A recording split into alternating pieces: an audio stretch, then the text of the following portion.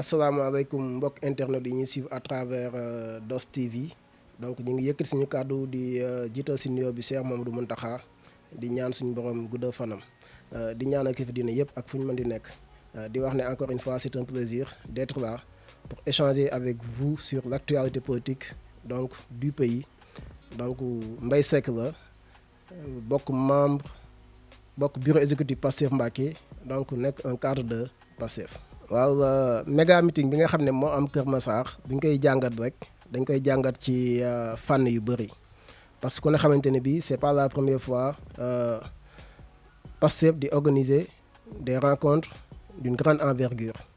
mais manifestation bi ñu def Kër Massar ñi nga xam ne dañuy suivre politique Sénégal yëpp nee nañ c'est une première dans l'histoire politique du pays donc ndaje moo xamante ni ñu ngi naan plus de 800 000 personnes wala 900 000 personnes daje nañ fa. et si contexte boo xamante ne bi ku ne xamante ne bii dafa tombé ak la grève des transporteurs donc c'est bon ñu préciser ko donc li nga xam ne nag moo ko waral dañ ciy junj tuuti rek ndax lu yëngu lu ne la ko yëngal moo ko ëpp doole. président Ousmane Sonko dafa ñëw dugg ci langue politique yi porté par un parti politique bu tudd Pastef les Patriotes ñu créé ko en 2014 mu bokk ci les plus jeunes partis du pays mais nag suñu borom ci ay coobareem mu def ko parti boo xamante ni actuellement mooy mën nañ ne le premier parti d'opposition au Sénégal donc le président Ousmane Sonko nekk le chef légitime et incontesté de l'opposition du pays. li ko may nag mooy ni ma koy waxee souvent son parcours sa posture mais aussi son discours donc parcours bi mooy lan mooy dafa nekk ndaw jàngee ci dëkk bi comme ñun ñëpp donc amee fi xam-xam réussir fi mais nag loxoom set ndax yàlla daf ko dimbale mu nekk inspecteur des impôts et domaines ku ne inspecteur des impôts et domaines di nga wax tentation financière mais moom ci njubam ak ci maanuteem mu def 15 ans de service bi mu génnee ci conditions yi ñu ko dàqee radiation boo xamante ne bi c'était juste parce que dafay dénoncer une mauvaise gestion du pays ñu dàq ko ci conditions yooyu mu ñëw nag ci landerneau politique bi donc am taxawaay boo xamante ni am na ko Pastef aussi indi beneen xeetu politique bu bees boo xam ne xamuñ ko woon parce que li ñu xamoon mooy politicien dafay maye xaalis dafay diggee mais politicien boo xamante ni dafay ñëw indi des idées innovatrices indi un projet de société boo xam ne dafay adossé wu sur la souveraineté adossé wu sur une réelle indépendance adossé wu ci moom suñu bopp maanaam aussi yaxana li nga xamante ni suñu borom daf ñu ko may ba li ñëpp bokk ñëpp gis seen bopp donc ñu ngi koy doog a am donc bien amoon nañ ko à travers des figures comme Mamadou Dia amoon nañ ko à travers des figures comme Cheikh Anta Diop mais malheureusement système bi nga xam ne moo fi nekk te ñu koy xeex dañu leen a éliminer ba Sénégal mënta profité ci seen xam-xam ak seen dayo moo tax nag rassemblement bi am Kër Massar donc nekk loo xamante ne bii lu inédit la donc mu nekkoon aussi un prétexte pour rendre hommage à nos disparus jiital si notre sœur Mariama Sagna qui a été assassinée dans des conditions donc yoo xam ne ba tey justice Sénégal bi nga xamante ne bii moom moo war a leeral képp koo xam ne dañ ko assassiné donc dañ ko boom ci ay compte après biñ ko jéemee sàkku mu résister ba tey justice amu ci benn taxawaay boo xam ne def na ko ci. donc pour ñëw sa question nag le discours de Ousmane Sonko ci contexte boobu ku ne xam na ne dañoo am un président de la République boo xam ne dañ ko fal démocratiquement te amaana biñ koy fal nekkutoon le plus beau des Sénégalais nekkutoon le plus instruit des Sénégalais mais nag démocratie moo tax moom mu mën a am sañ-sañ ne dama bëgg réew mi ñu jox ko bi mu toogee ba tey nag ñu gis ne démocratie dafa dellu ginnaaw ñu gis ne aussi Sénégal élection amatu fi mais sélection moo fi am maanaam ki nga xam ne moom moo jiite moom mooy xool ki nga xam ne moom mooy bokk ak ku dul bokk ci élection donc 2019 def na ko éliminer Karim Meïssa Wade, éliminer Khalifa Ababacar Sall à travers l'instrumentalisation de la justice. Donc mu nekk justice boo xam ne dafay nekk un bras armé du pouvoir exécutif donc mu jàll. ñu ñëw ba 2021 nag ñu dem presque 2 ans des élections donc ñu indi ñu benn scénario boo xamante ni bii mën naa ne malheureusement ñi ko doon exécuter wala ñi ko doon bind ci conception bi donc ay cuune lañ donc juste pour éliminer ki nga xamante ni moo taxaw actuellement am des chances pour nekk le prochain président du Sénégal muy le président Ousmane Sonko. donc loolu bi mu amee nag ak ci contexte bi mu amee Sénégal yi ne ko nag cette fois-ci moom ça ne va pas passer donc li fi xew yëpp xew fi donc ñu ko bëggee woon a convoqué ci anam yoo xamante ni bii dëppoot ak yoon ba ni ñu dindee mbaraanu kilaayam ci patam patamee ko ba niñ ko convoqué donc ba niñ ko jàppee woon sax parce que jàppoon nañ ko dañ koy fàttali mais Sénégal yi ñoo taxaw taxawaay bu mat sëkk ne leen Ousmane Sonko le président Ousmane Sonko ne sera pas l'agneau du sacrifice donc pour le président Macky Sall dans sa quête d'un troisième mandat. moo tax nag bi mu wootee ndaw ñu wuy si ko ndax Kër Massar moom ñi fa demoon ñëpp xam nañ ne ndaw ñi ñëw nañ mag ñi ñëw nañ jigéen ñi ñëw nañ société bi yëpp ñëw nañ te li ma gën a yéem ci ñëw bi mooy que ne dafa nekk ci contexte boo xamante ne bii dafa tombé avec la grève des transporteurs ñu naan 800 000 personnes wala 900 000 personnes daje nañ fa donc mais li tax ñu daje fa aussi gëm-gëm la ak yaakaar ak conviction bu ñu am que ne le Sénégal que nous voulons ce sera avec le président Ousmane Sonko et non pas sans le président Ousmane Sonko. président Ousmane Sonko nag ku ne xam ne ñoom ci seen ay manœuvre ne nañ def nañ instruction mais man gis naa tout sauf une instruction parce que booy def instruction da ngay def instruction à charge et à décharge mais ñëpp ñi nga xam ne dañu laal ci dossier bi da ngeen waroon a entendre jël en compte aussi seen ay wax ak seen jëf ci dossier bi mais ku ne xamante ne bi man bi ma gisee le réquisitoire du procureur bi nga xamante ni nee nañ moom le juge d'instruction bi topp pour yóbbu président Ousmane Sonko ci chambre d'accusation bi da ngay xam ne ñi dañoo am benn scénario boo xam ne fa lañ bëgg a àgg mooy que ne yóbbu ko procès juste pour condamner ko ne serait-ce qu'à titre symbolique pour mu bañ a bokk ci élection yi ñu jëm mais Sénégal yi nag nee nañ cette fois-ci ça ne passe pas et je crois que le message est très clair. xam nga garsa dama jàpp ne Sénégal soit dañu am une courte mémoire wala boog dañ dul fàttaliku démb parce que le président Ousmane Sonko nekkut ki nga xam ne moom moo njëkk a woote résistance dans ce pays n'est-ce pas et souvent dañ naan ce n'est pas l'opprimé qui définit les moyens de la riposte mais c'est plutôt l'oppresseur nit bu fekkee dañ lay bundu xataal di la jaay doole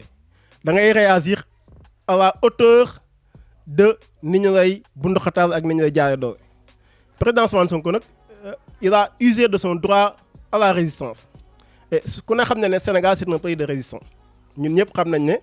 bu fekkee jàng nañ au moins secondaire jàng nañ ñu les résistants pacifiques et les résistants pacifiques et il y a même des résistances armées dans ce pays donc kon résistance du bees au niveau du pays moo tax aussi ñiy wax naan président Ousmane Sonko peut-être le discours est un peu violent man je me dis aussi que ne war nañu seetaat seen diggante ak seen borom parce que ku ne xamante ne bii xeex nooteel dafa bokk sax ci jaamu yàlla damay joxe juste des exemples à titre de comparaison ku ne xamante ne bii bi nga xamante ne bii Allemagne mi ngi noot France suñu kilifa diine yi nga xam ne dañ leen a yaakaar dañoo yabal seen njaboot pour ñu dem libérer la France de l'oppression des Allemands El Hadji Malick Sy yabal doomam bu ñu tuddee Ahmed Sy Cheikh Ahmadou Bamba bëggoon yabal doomam finalement Cheikh Ibrahima Fall mi nga xamante ni mooy taalibe bu mag ba ne ko da ngay bàyyi ma yabal sama doom muy Serigne Fadilou Fall te ku ne xam ne dafa des sa xeex ba pour libérer la France maintenant si on est capable waaw xam nga xeex bi c'est pour la démocratie xeex bi c'est pour la justice xeex bi c'est pour ñëpp mën a bokk ci élection yi Sénégal yi nga xam ne ñoom ñoo yor seen cëggagu ñu tànn ki ñu bëgg mu nekk seen président en fait c'est ça le sens du combat jeunes yi ngay gis nii ñu naan dañuy def seen testament yaa ngi dégg ak mag ñi ak ndaw ñi ak manifestation yi ngay def un peu yi ngay gis un peu partout à travers ce pays au niveau de la France une forte mobilisation Bignona de même c'est-à-dire ces gens qui se mobilisent là ils ne se mobilisent pas uniquement pour la personne de Ousmane Sonko ils se mobilisent pour le Sénégal de demain. non xam nga Sonko man mënuma gëm ne am na responsabilité ci loolu parce que Sonko xam nga Sonko yorut armée yorut gendarmerie yorut police jeunes yi gënoon di manifester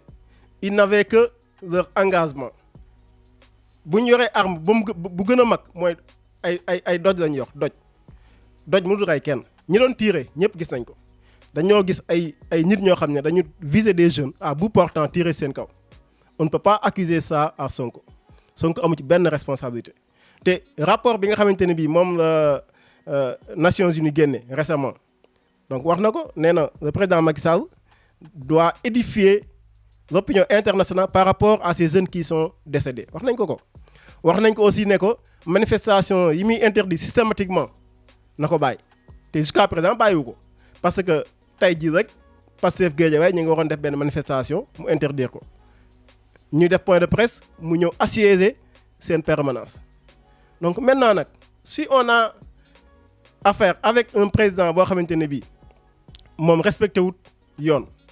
lijjanti wut justice lijjanti wut droit lijjanti wut institution on ne peut que défendre qu'avec nos moyens te président Macky Sall bi mu fi ñëwee ba tey dafa salfaañe institution yëpp bi si mujj mooy ni ñu nangoo mandat l'honorable député Mimi Touré même si on n'est pas avec Mimi on se bat nous pour des principes moom am na vidéo boo xam ne en 2011 moom le président Macky Sall moo toog di xeex ni ñu nangoo woon mandat ay député ci régime Wade di wax ne dañu salfaañe constitution dañu salfaañe état de droit dañu salfaañe règlement intérieur assemblée nationale. En 2023 moom le président Macky Sall moo instrumentalisé encore une fois assemblée nationale bureau politique bi pour ñu nangu le mandat de Mimi Touré. waaw xam nga ñun waa Mbacké li ñu dajale dana jaaxal ñu bëri parce que maa ngi ko doon wax sax ci benn plateau bi ñu defoon parce que ñun on n'a pas de député investi par Pastef on n'a pas de ministre on n'a pas de maire mais dañu am des patriotes engagés ñoo xam ne dañu gëm projet bi moo tax nag ñooñu noonu projet yooyu nga xam ne patriotes yooyu nga xam ne c'est des centaines c'est des milliers nekk ci département bi nekk ci commune bi ñoom ñoo dajale seen xaalis te def ko nag avec gaieté moo tax ñi mu jaaxal mooy ñu xamut engagement patriotes yi nekk ci commune de Mbacké ak département de Mbacké ñooñu lay jaaxal mais ñun ñu nekk ci terrain bi di gis engagement bi gars yi am ñun jaaxaluñu moo tax nag encore une fois président Macky Sall daal bu fekkente ni am na ñoo xamante ni bii peut-être ñi ngi koy wax mu dégg jusqu'à présent parce que dégg naa ay kilifa yu bëri bëgguma citer ay tur nee nañ ñi war a wax ñi ngi wax ak ki ñu war a waxal mais ndax ki ñu war a waxal mi ngi dégg junj nag doy na borom xel bu fekkente ni nag moom nanguut a dégg kilifa diine yi nanguut a déglu maanaam population bi nga xamante ni bii bu nekkee président tey ñoom ñoo tax parce que encore une fois dama koy baamtu bu toon Sénégal yi nga xam ne ñoo xeex en 2008 biñ ko jaaree doole donc mu daw ñëw Touba fii ñun on est des jeunes mais fi la ñu fekk ñëw si kanamu Cheikh Mouhamadou Lamine Bara ne ko président Abdoulaye Wade du la tëj mu ne ko man damaa ragal kaso mu ne ko Abdoulaye Wade du la tëj def médiation Abdoulaye Wade bàyyi ko avec un dossier de 7 milliards donc su fekkee ni mënut a delloo njukkal Sénégal xam ne Sénégal deseetuñ ko dara mu préféré génne armée bi wala génne gendarmerie wala génne police pour boom askan bi na rey ñëpp te toog su fekkee nguur jaral na ko na rey askan bépp moom mu toog pour des intérêts et des prébendes. xam nga la différence entre le président Ousmane Sonko et président Macky Sall mooy que le président Ousmane Sonko c'est un leader qui assume et c'est un leader qui rassure donc loolu mooy différence bi parce que nit aussi nee naa ko damay faral di ko wax diriger les autres c'est se commander soi-même maanaam booy jiite ay nit yow yaa war a wane maanaam jikko ak taxawaay boo xam ne dina tax ñooñu boo leen wooyee ñu génn boo waxee ñu déglu la dama ne la discours am parcours am posture am moo tax actuellement jeunes yi sax dañ koy wax le projet c'est le président Ousmane Sonko gis nga doos espoir bi nga xam ne Sénégal am nañ ko ci président Ousmane Sonko képp ku ko mesuré wul nekkoo ci réew mi tey rek dama gis benn fait boo xam ne c'est inédit mooy les jeunes de Kër Massar la JPS de Kër Massar dañ doon génn tey xam nga ku ne xam ne tey mooy lancement wër ndomba c'est-à-dire on veut enrôler plus de 2 millions de primo-votants commencé nañ ko tey donc jeunes yi génn am koo xam ne dafa leen a lomb gis ñu sol ay t-shirt yi Pastef donc mu yëkkati 20 000 francs jox leen ko ne leen jënd leen ci ndox un anonyme espoir boobu noonu képp koo yaakaar ne da nga koy briser ci ay caaxaan un dossier boo xam ne c'est un dossier vide certificat médical ñëw seetal Ousmane Sonko témoins yi ñëw seetal ko capitaine bi nga xam ne moo yoroon dossier bi ñu dàq ko ndax dossier bi mu am un rapport interne de la gendarmerie ñëw daal di ne étayer la thèse du complot yooyu yëpp juge d'instruction ne man sama yoon nekku ci man daal waxu Adji Sarr laa gëm Adji Sarr bëgg na procès pour ñu tëj Ousmane Sonko kon nañ dem procès ñu tëj Ousmane Sonko juste ci ay waxu Adji Sarr xam nga doos dama jàpp ne aussi nit booy wax boo demee bay wax ba ay responsabilité di wax ci télé wala ngay wax ci média li ngay wax war naa nekk loo xam ne ku ko dégg dina la naw du la xeeb ndax ku ne xamante ne bii le médecin c'est un agent assermenté de l'État médecin bi ko def il a fait plus de 20 ans de service médecin bi ko def Ousmane Sonko tànn ko pour mu def expertise bi maanaam gendarmerie ci boppam ñoom ñoo def réquisition jël médecin bi taxaw mu def expertise ci Adji Sarr certificat médical bi mu génne wane ne kii kenn eggut ci kawam donc bu ñu nee certificat médical mënut a nekk une preuve légale dans quel pays sommes-nous man est-ce que man droit bi ma jàng ba am ci ay diplôme man moom la ñuy appliquer wala beneen droit la ñuy appliquer parce que je donne juste un exemple dama la fekk Khaliphone Sall lan moo tax ñu seetal Khaliphone ci viol bi Khaliphone a été accusé de viol n'est-ce pas mais certificat médical bi moo ñëw seetal ko dans l'affaire Sitor Ndour lan moo tax ñu dugal Sitor Ndour certificat médical bi moo ñëw ne dafa egg ci ndaw si donc képp koo xam ne dafay taxaw ne certificat médical c'est pas une preuve légale man dama jàpp ne kooku leneen lay wax mais du droit mais nag dossier bii nii ñun ñi nga xam ne dañoo jàng droit am ci benn xam-xam wu mu néew xam nañ ne c'est pas un dossier juridique c'est un dossier politique te nag le président Abdoulaye Wade daf daan wax ne un dossier politique ne se gagne pas au tribunal un dossier politique se gagne dans la rue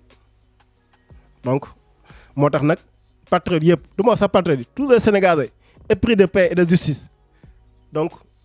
se mettront debout pour faire face au président Macky Sall et à son régime parce que ñoom dañuy wax ne suñu demee yéen nañuy jàpp yéen nañuy dóor yéen a ciy dee ñoom waa APR loolu ñu wax mais képp koo xam ne da nga jàpp ne da ngay def ay manigance def ay instigation ay doomu jàmbur di dee yow nga mucc ci da ngay nax sa bopp ils sont avertis le Sénégal est un petit pays ñun ñëpp xamante nañ ni ko président Ousmane Sonko di wax rek su fekkonte ne bii diggante APR ak Pastef la kon wax ji du yàgg mais nag ñoom ils se mettent derrière les forces de défense et de sécurité te xamuñ ne forces de défense et de sécurité c'est nos frères c'est nos sœurs c'est nos promotionnaires non ku yaakaar ne garsa bi c'est pour faire face à nos institutions xam nga la doo ay abis da ko wax la dernière fois bu ñu demande ci benn meeting politique dañuy gis ay pancarte leader politique gis ay effigie mais keroog bu ñu demee ci meeting Kër Massar bi on ne voyait que des drapeaux du Sénégal on ne se bat pas pour mettre à genoux nos institutions il faut que ça soit très clair ñun nous sommes des républicains nous croyons à ce pays nous sommes des patriotes mais li ñu mënta nangu mooy que ne ñu utiliser institutions yooyu noonu di leen fragiliser pour abattre des hommes politiques ça ne passe pas le message est très clair te ces hommes ces forces de défense et de sécurité le moment venu ils prendront leurs responsabilités j'en suis sûr dama ne la képp koo xamante ni patriote nga man personnellement j'ai déjà fait mon testament encore une fois on ne se bat pas pour Ousmane Sonko man je suis prêt à perdre ma vie pour ce pays que j'aime Sonko c'est juste un prétexte mais moi personnellement je me bats pour le pays Sonko, c'est l'avenir de ce pays. Donc je me battrai pour Sonko, même si ma vie doit, même si je devrais perdre ma vie dans ce combat, je vais le faire. maa ngi dégg nag am na benn xaw ma chroniqueur la xaw ma journaliste buy wax ne le président Ousmane Sonko risque d'avoir le même syndrome que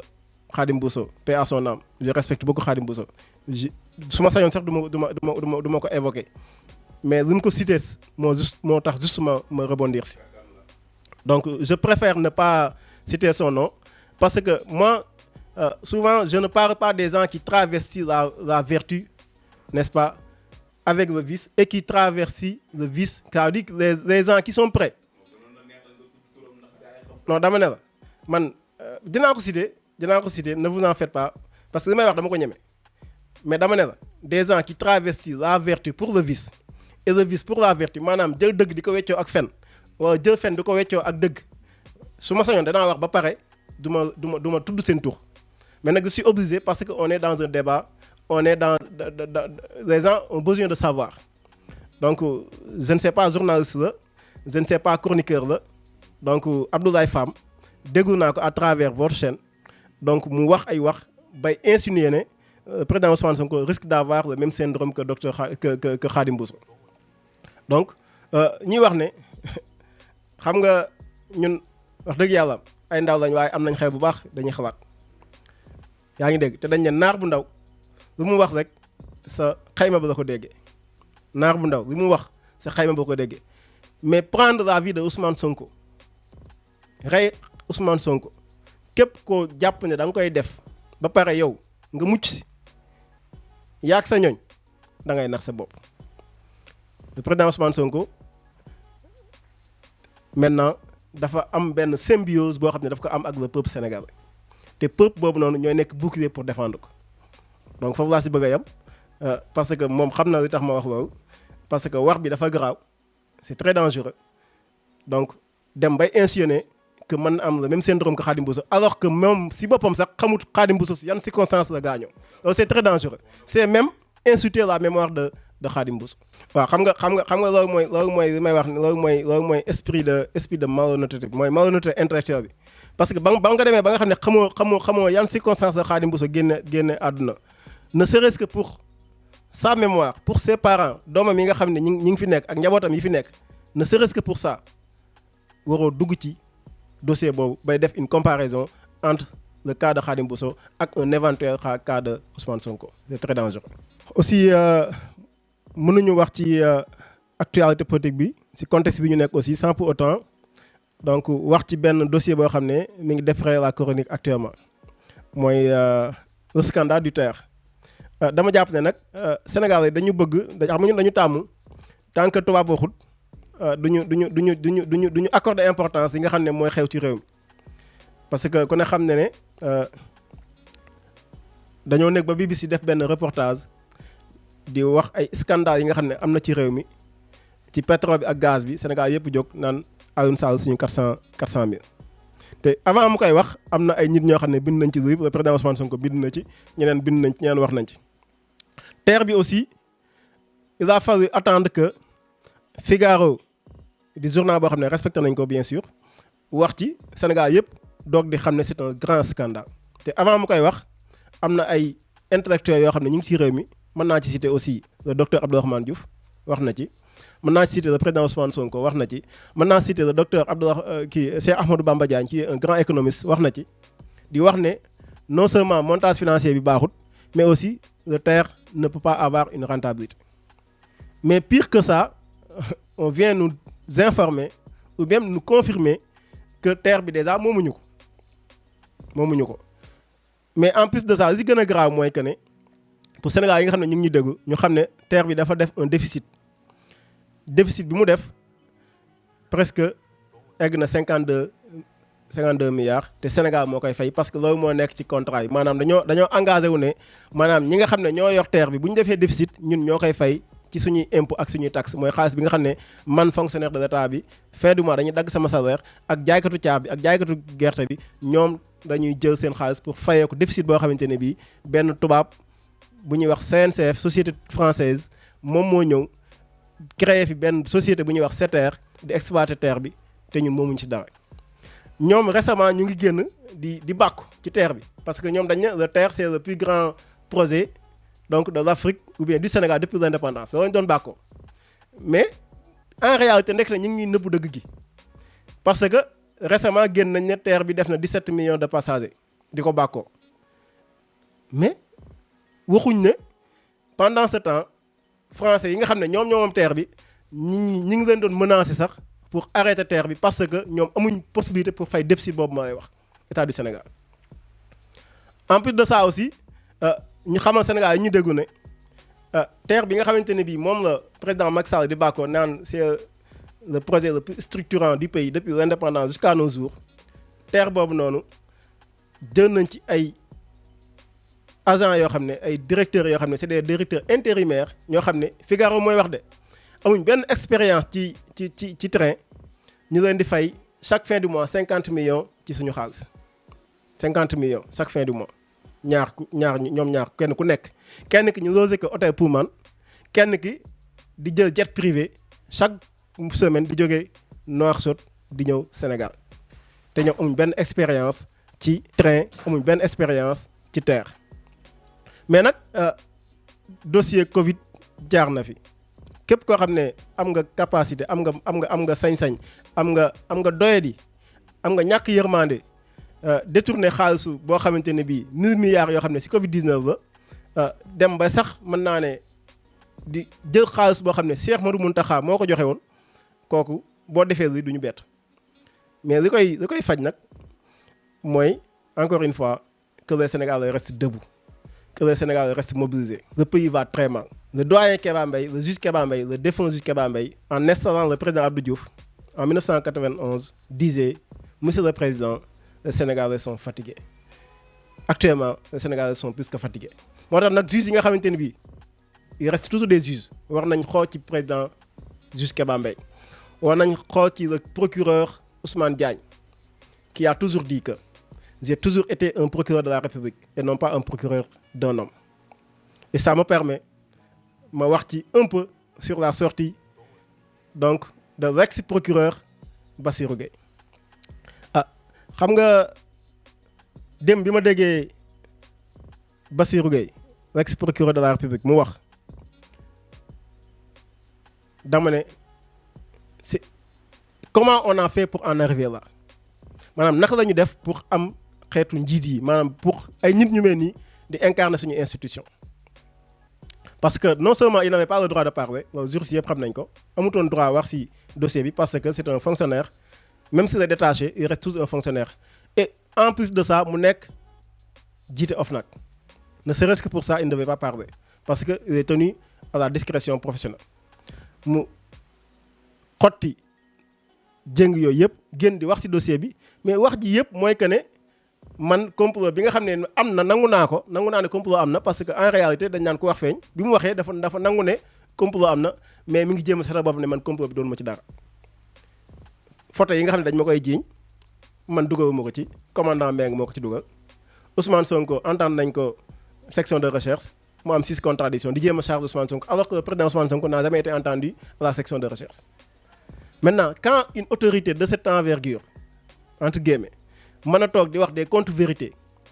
juste pour jéem a enfoncer nit koo xamante ne bii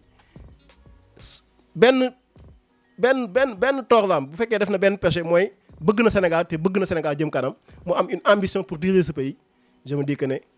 vraiment il est temps de se ressaisir mais heureusement nag Sénégal yi nga xam ne ñoom ma doon waxal Sénégal ñu yeewu ñoo fi dëkk kenn mënu leen a nax kenn mënu leen a manipuler te dossier bii nii du ay wax du ay conférence de presse du ay manipulation mooy tax ñu gëm ne c'est un dossier judiciaire c'est un dossier politique et politiquement la réponse sera évidente la réponse ne souffrira d'aucune faiblesse. xam nga Mbacké moom dafa nekk déjà une terre conquise maanaam dafa nekk terrain boo xamante ni bii déjà président Ousmane Sonko moom na ko te li may wax nii du ay wax yoo xam ne dama koy wax te teguma ko fenn élection yi fi jaar yëpp yi fi mujj a jaar yëpp ñun ñoo ko gagné mu élection locale mu élection législative yi passé départemental aussi candidat bi nga xam ne moom lañ soutenir woon moom moo gagné le conseil départemental donc bien que après génn donc élection législative yi Yewwi Askan Wi moo ko gagné te Yewwi Askan Wi kën a xam na ne le président Ousmane Sonko moom moo ko porté woon et ma fàttali rek ne Mbacké premier meeting bi président Ousmane Sonko njëkk a def au niveau national fii la ko defee Mbacké fii la ko defee comme bii ma nekk muy Tawa Caabi kon Mbacké dafa am maanaam Mbacké bu fekkente ni Pastef maanaam bu fekkoon Pastef société la Mbacké daf ci nekk actionnaire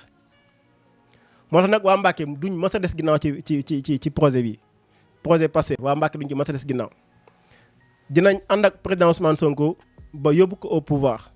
ba yóbbu ko au palais de la République en 2024 incha allah te fi muy commencé mooy le méga meeting de Mbacké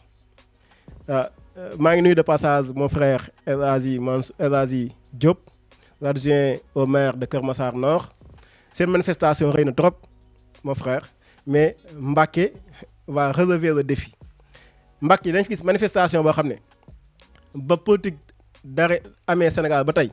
de 1960 à nos jours mosuñ ko gis ci histoire politique Sénégal ñun on est déjà prêt sur tous les plans on attend que la date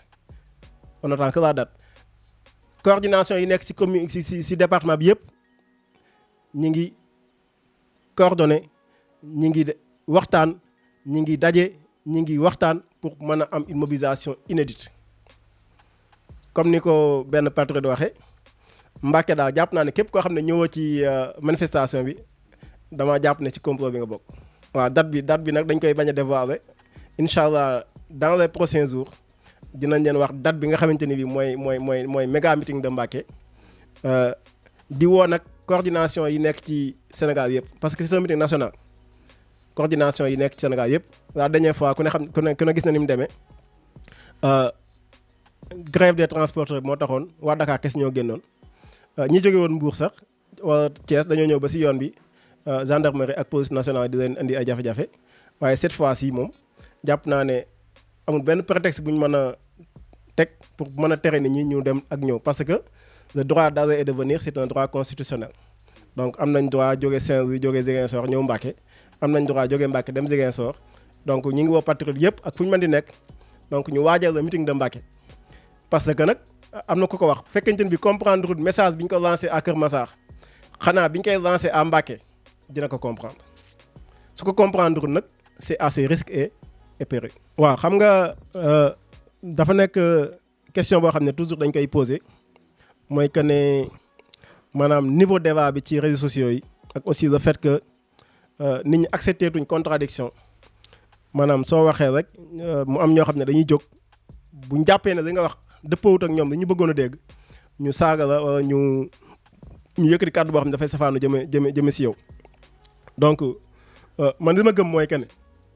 en tout cas man je suis de Pastef bokk ci instance yi nga xam ne moo gën a mag ci parti bi parce que je suis du MOCAP mouvement des cadres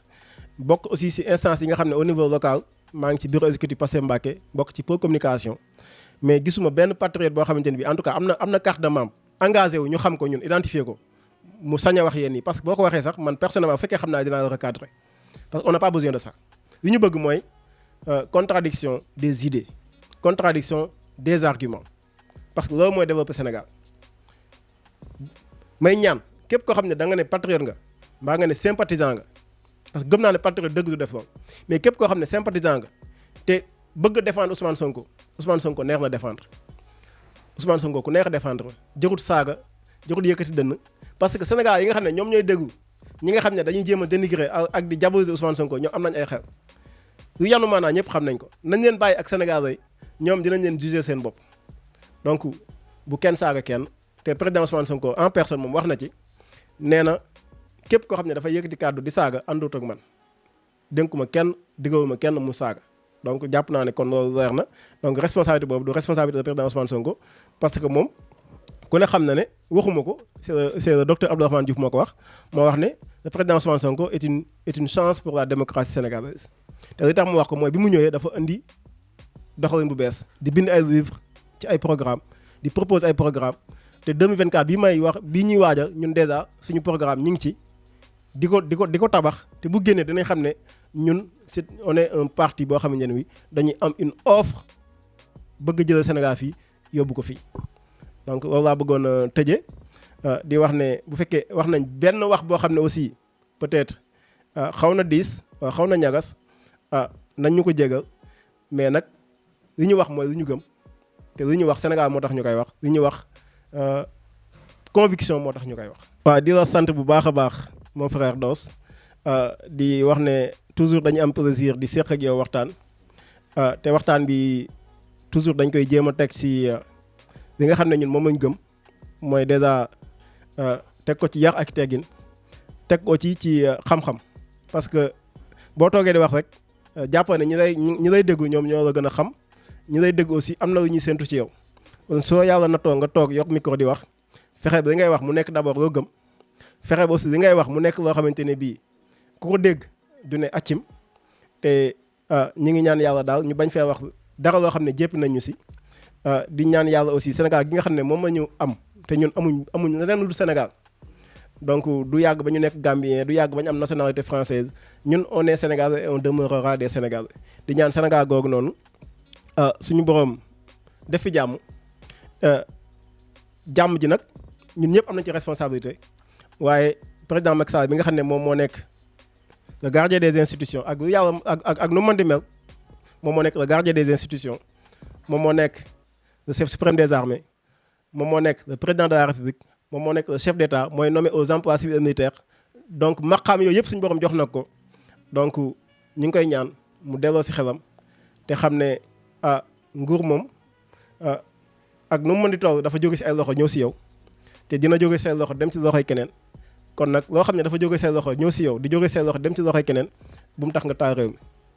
donc ñu ngi koy lancé appel boobu te jàpp nañu c'est pas encore trop tard pour mu ressaisir moom ñi mu àndal te xam ne Sénégal moom moo nekk au-dessus de nous tous moom moo nekk au-dessus du président Macky Sall moo nekk au-dessus de nous tous donc mooy message bi nga xam ne bëggoon nañu ko lancer pour terminer donc di la sant encore une fois di la gërëm.